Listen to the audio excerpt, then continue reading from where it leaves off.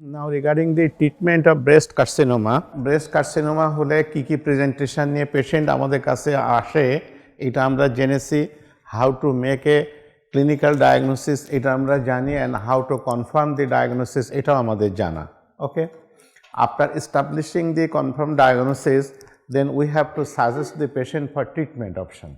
ওকে, এখন এখানে ট্রিটমেন্ট অপশনের জন্য আমাদের কতগুলো জিনিস কনসিডার করতে হবে, যে whether the carcinoma is staying in the local area, অর্থাৎ ও ব্রেস্টের ভিতরে কনফাইন্ড আছে কিনা, অথবা ও কোনো লোকাল এক্সটেনশন হয়েছে কিনা, অথবা কোনো রিজনাল এক্সটেনশন হয়েছে কিনা, এইটার পরেই আমাদের ট্রিটমেন্ট মডালিটিটা নির্ভর করবে। তবে breast cancer is a heterogeneous disease, this means no two breast cancer will have similar biological behavior. এটা কিন্তু খুবই ইম্পর্টেন্ট যে একটা হেটারোজেনাস ডিজিজ এবং দুজন পেশেন্টের breast carcinoma will not behave similarly. এটা হচ্ছে সবচেয়ে মানে পিকুলারিটি এবং সবচেয়ে ডেঞ্জারাস থিং, যার জন্য এটাকে second most cancer death among the females বলা হয়ে থাকে ব্রেস্ট ক্যান্সার। ঠিক আছে, এটা জানো তো, it is second most highest cause for cancer deaths of the female. First one হচ্ছে cervical carcinoma. Therefore, patient's clinical progression cannot be predicted. When William Hastel pioneered that the radical mastectomy procedure in the latter part of the 19th century, William Hastel একটা treatment option উনি introduce করেছিলেন, যেটাকে আমরা বলতাম radical mastectomy. According to the Hastel-Meyer theory, the major pathway of breast cancer dissemination was through the lymphatic ducts. So, আগে আমাদের এই সেঞ্চুরির প্রথম দিকে it was predicted to us that the most of the breast cancers moves via the lymphatics. Therefore, it was thought that performing the wider and more mutilating surgeries that removed a greater number of lymph nodes would result in a greater chance of cure.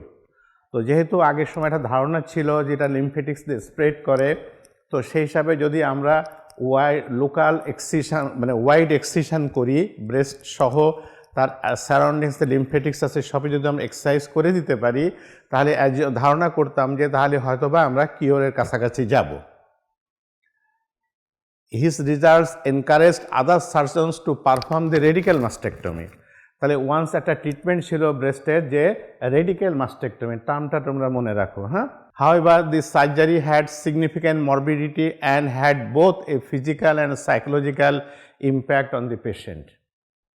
এই radical মাস্টেক্টমিটাতে এর একটা significant morbidity ছিল এবং have great psychological impact on the patient. ঠিক আছে, আমরা কি বলছি দেখো, treatment modalities for the early breast carcinoma, that is TNM stage 1 and 2. Breast cancer treatment has a multidisciplinary approach. The treatment involves more than one modality. The modalities available to treat breast carcinoma are as such: number 1, local treatment; number 2, systemic treatment; and number 3 হচ্ছে targeted treatment. What do I want to mention the local treatment? That is ব্রেস্টটাকে আমরা remove করে দিব।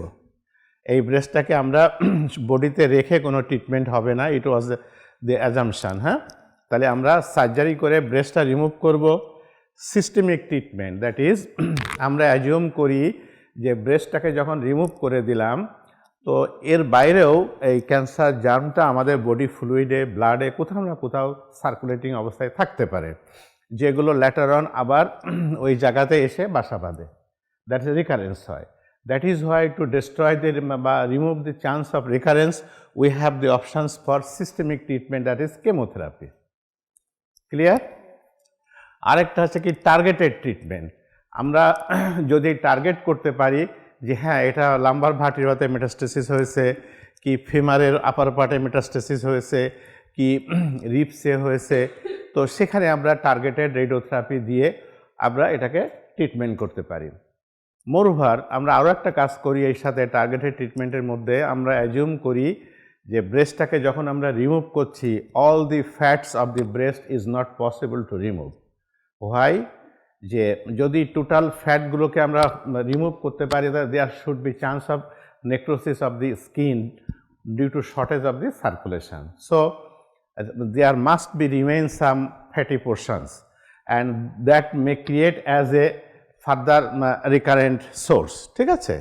তো সেক্ষেত্রেও আমরা targeted organ হিসাবে এটাকেও treat করে আমরা রেডিওথেরাপি চেস্ট ওয়ালেও দিতে পারি। ঠিক আছে?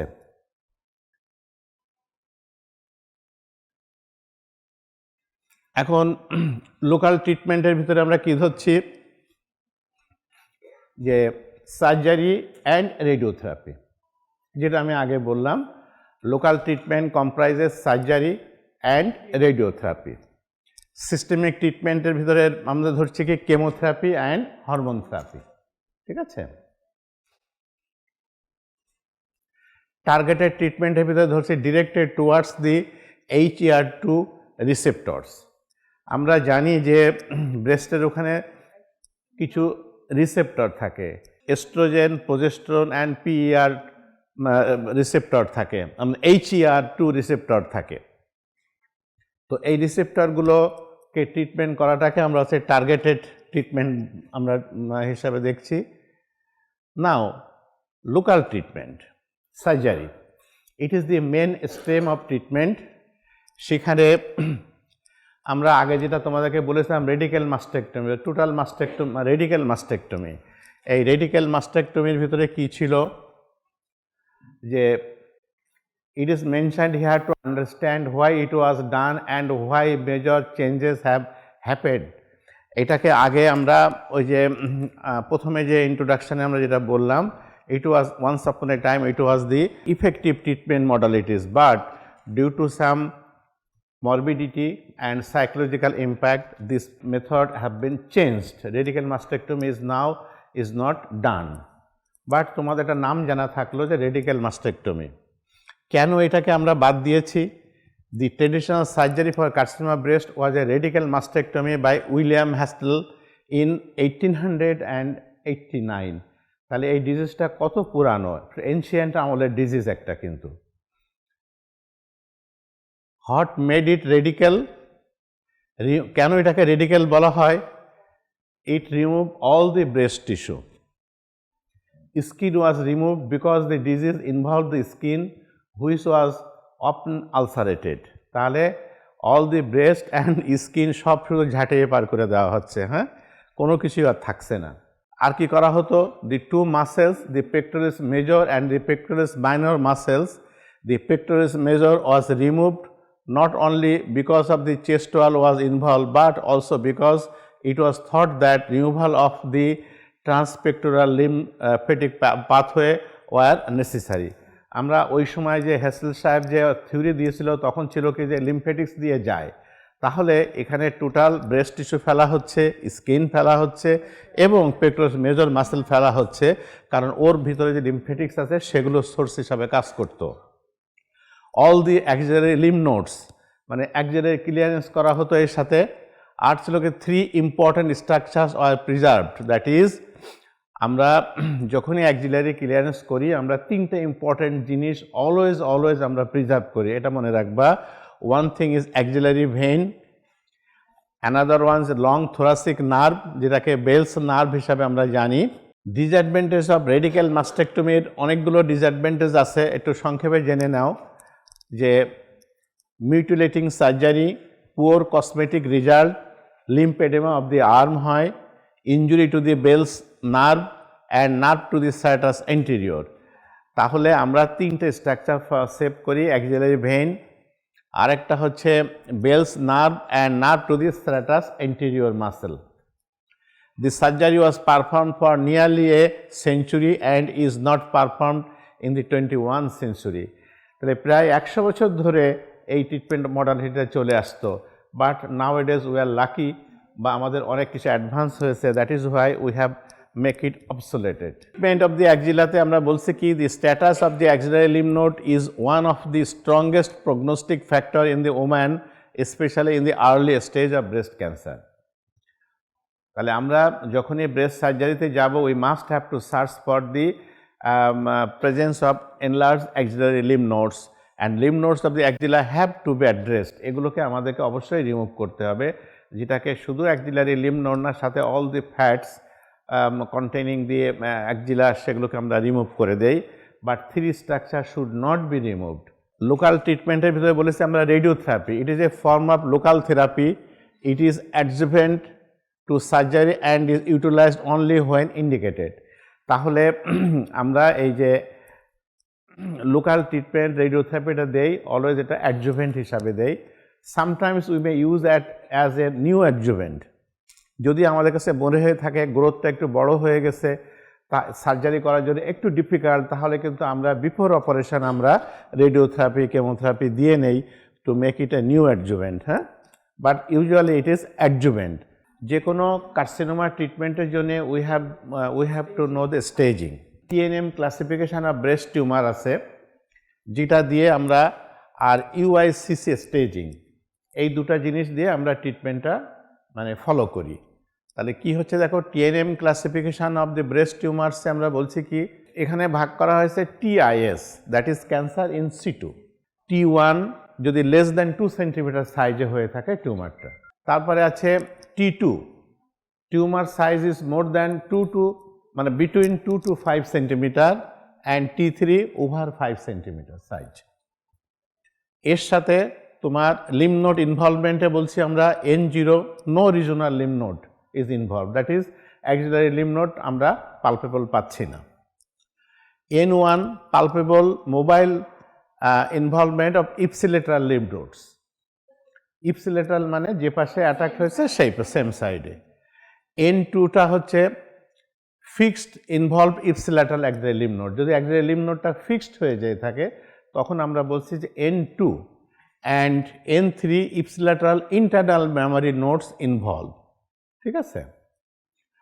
আর হচ্ছে মেটাস্টেসিসের ক্ষেত্রে বলছি কি M0, no evidence of distal metastasis, আর M1 হচ্ছে ডিস্টাল মেটাস্টেসিস, যেখানে আমরা পাচ্ছি including the supraclavicular lymph node. যদি সুপ্রাক্লাভিকুলার লিম্ফ নোডটা পাই, এটাকে আমরা ডিস্টাল মেটাস্টেসিস হিসাবে ধরি, তো সেক্ষেত্রে আমরা পাচ্ছি যে M1। তাহলে টিএনএম ক্লাসিফিকেশনের tumour size, node involvement and metastatic site দিয়ে টিএনএম করা হয়েছে, ঠিক আছে। এখন এর সাথে এই টিএনএম ক্লাসিফিকেশনের সাথে ইউআইসিসি স্টেজিংটা আমরা একটা কম্পেয়ার করা হয়েছে। সেটা কেমন করা হয়েছে দেখো, আমরা যদি কোনো পেশেন্টের T1 N0 M0 টিউমার সাইজটা less than 2 centimetre, no lymph node, no metastasis, তাহলে এটাকে আমরা বলছি স্টেজ 1, ঠিক আছে।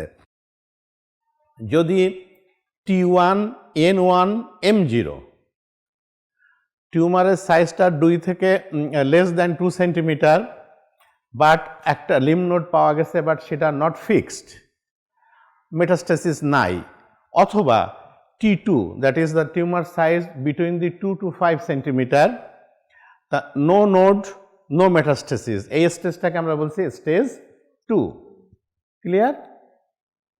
আরেকটা হচ্ছে কি, any size of the tumour but lymph node 2 অর্থাৎ ফিক্সড অ্যাক্সিলারি লিম্ফ নোড যদি পাই এবং মেটাস্টেসিস নাই, অথবা T3 that is more than 5 centimetre সাইজের যদি টিউমার হয়ে থাকে, any lymph node enlargement, metastasis নাই, অথবা T4 that is involvement of the chest wall, any lymph node, no metastasis, এটাকে আমরা বলছি স্টেজ 3। আর বলছি কি, এনি টি মানে যে কোনো সাইজের tumour, any lymph node but metastasis আছে, এটাকে আমরা সরাসরি নিয়ে চলে যাচ্ছি স্টেজ 4। তাহলে এইগুলোতে স্টেজ 1, 2, 3 and 4 কখন ক্লাসিফাই করছি সেটা একটুখানি আমরা জেনে নিলাম, ঠিক আছে।